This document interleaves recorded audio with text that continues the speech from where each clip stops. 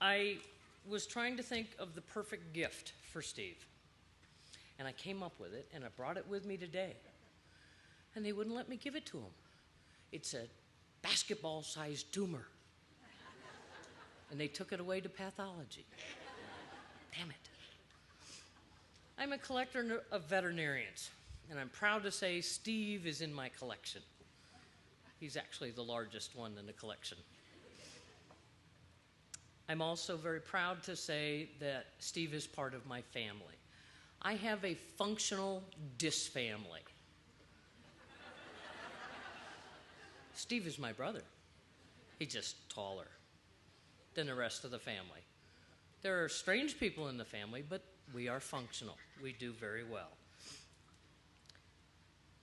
Every so often, you come and meet with people who, after you meet them, you feel that you are truly in the presence of greatness.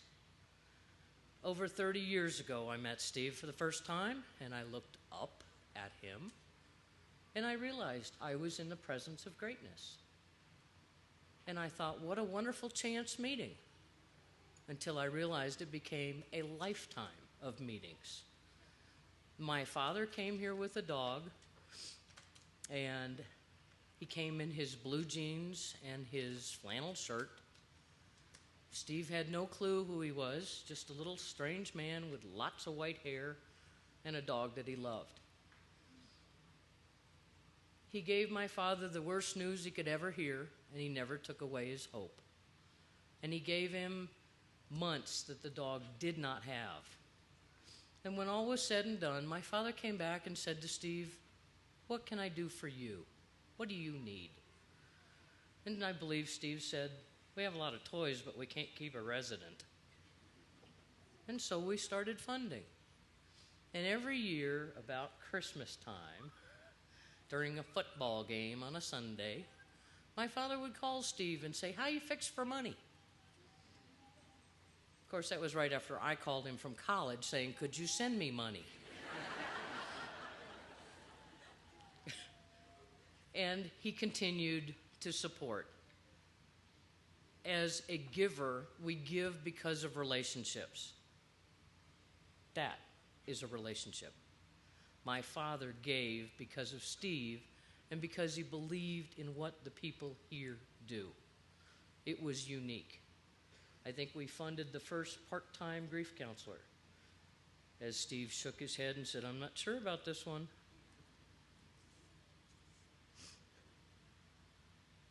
I'd like to invite you to be a member of the Squirrel Clan. You will note that Steve is holding a box, a leather box, a lovely box. It's my father. We joked about burial or cremation. My brother, who's a Scotch broker, says, "How about we just put your ashes in a nice bottle of Scotch and take you everywhere with us?" He's sitting with Dad right now.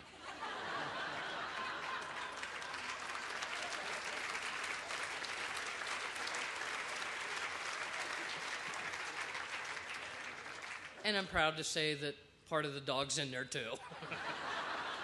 He has a travel bottle and a stay-at-home bottle, okay. So in doing this video, they asked me the question shortly after my father passed away in 2009, "What does Steve mean to you and your family?"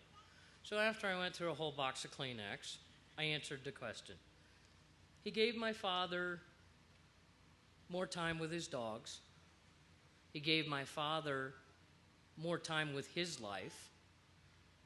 You see, my father in his young life was treated by a veterinarian, and my father in his last days was attended to by a veterinarian.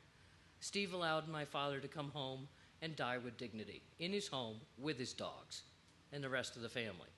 We slept on the floor, so did Steve, after he was whacking down some of the bushes. Not sure what that means. Human doctors missed a lot with my dad, but Steve found it, and he lived for 4 years after his cancer surgery and after his stroke. The doctors said, "Put him in an institution." Steve said, "Let's just get him another doctor, like a veterinarian who would be much better off." He gave my family support, he gave us love, and he gave us peace of mind. And though he's retiring, I have his home phone. He never takes away the hope, and he keeps it going. And one of the things, when we talked about all the different things we wanted to do for your retirement, I posed another item of which Rod said he'll never do it. To which I said, and I quote, "Short of a left testicle, Steve would do whatever I asked."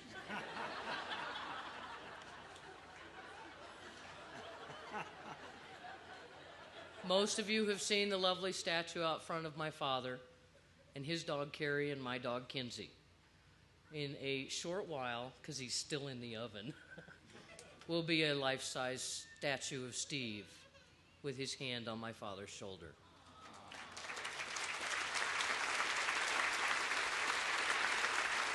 That's it.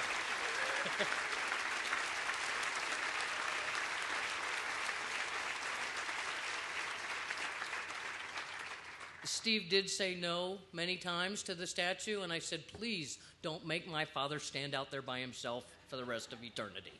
Thank you.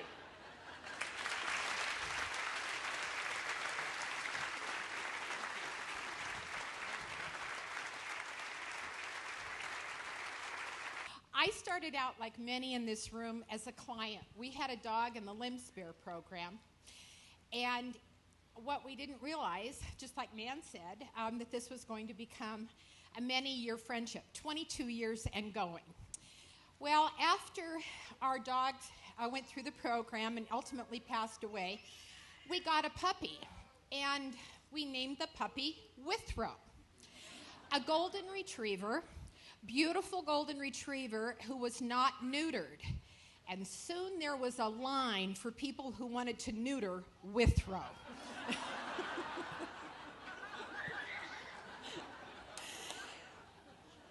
Ross Wilkins was one of them. There was something, and God forgive me, my dear mother, for saying this, but they wanted to have Withrow's balls in a jar. So beyond that, I got to know Steve because he said he needed somebody to help at camp, at Sky High Hope Camp. And I said, I'll think about it. And he said, get your butt up there. And I have been for the past 22 years, and now I'm the director, which means I'm also his boss for 1 week. Not that he pays any attention, Sue, but for 1 week, I get to watch Steve interact with 8- and 9-year-old boys and give them the time of their lives. So, but the one thing about it was, we have a situation where we have logs that the kids tie their wishes to, like no more cancer for kids, and that camp will last 2 weeks long, and things like this. And one year, the kids had a bone, a cow bone, and Steve said, well, tie your wishes to the bone and we'll put it in the bonfire. Well, you would think that a veterinarian would know that when a cow bone catches on fire, it stinks to high heaven. We all left the campfire early after that. Beyond that, we've had a lot of wonderful times with border war bets. Wyoming usually wins, go Pokes. But this time, I'm brave, aren't I? Up here.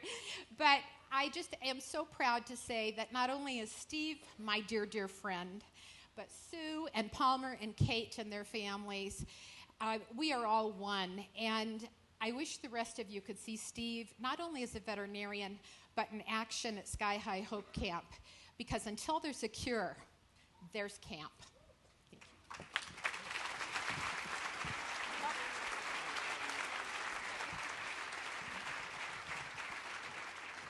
So where can I sign up for this castration thing? Is it still open? Well, we got 2 testes. You took 3 already. All right, excellent. Yeah, we can re-implant them and do it over and over and over again. All right, anybody from the crowd that wants to say something? Oh, there's one. Excellent. Rob, I got to give Steve a hug first.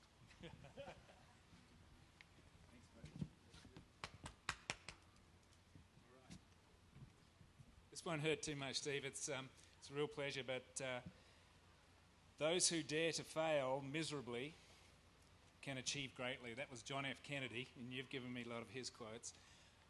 I'm Rod Straw. I'm from Australia. I'm Steve Withrow's first fellow 26 years ago.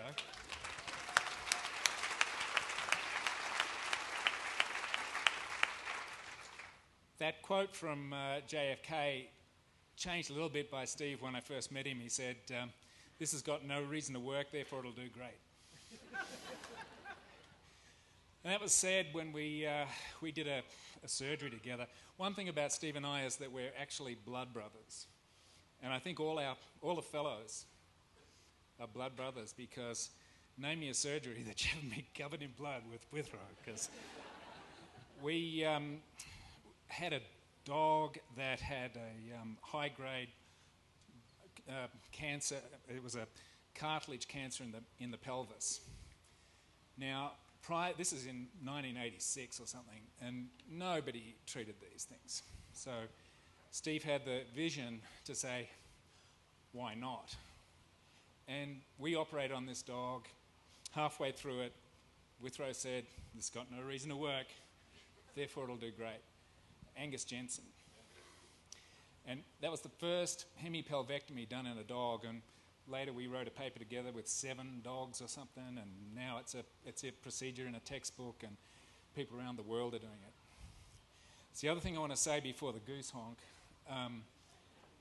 Around the world, we've got a tulip plucker, we've got Englishmen, and there's a lot of us from Australia. Now, Australia didn't have a cancer program for animals or any translational program until we had Steve Withrow.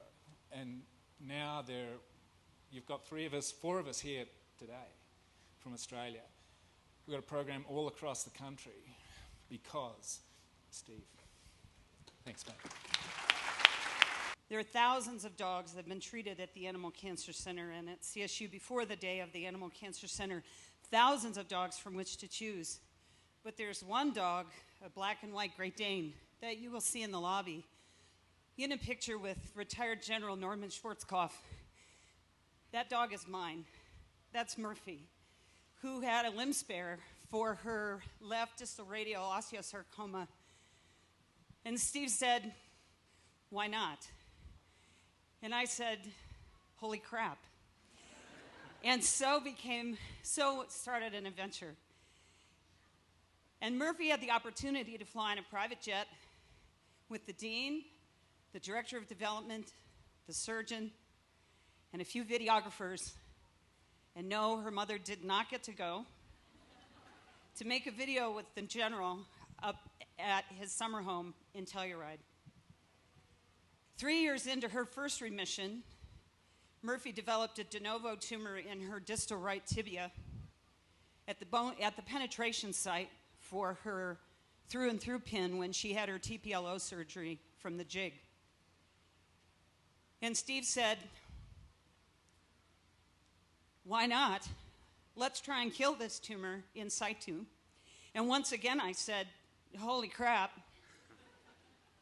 And she became patient 15 in a group of 18 for a proof of concept that has now emerged as SRT for treating in situ proliferative osteosarcoma successfully. And when Murphy died in her sleep of dilated cardiomyopathy before my eyes, she was nearly 10, which is old for a Dane who's never had cancer, let alone a Dane who's had 2 bone cancers. And she died with her cancer and not from her cancer.